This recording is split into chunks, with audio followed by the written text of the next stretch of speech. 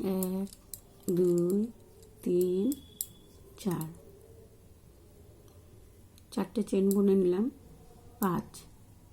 তারপর এই যে চারটে চেনের এখানে আমি এইভাবে বুনে নেব। এই যে 1, 2, 3,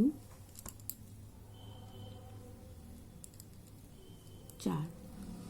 এবার এইভাবে বুনতে থাকবো।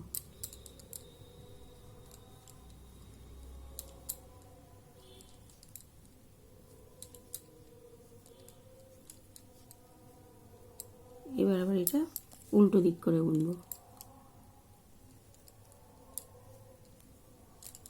1, 2, 3, 4। আবার ঠিক এইভাবে বুনতে থাকবো। এই যে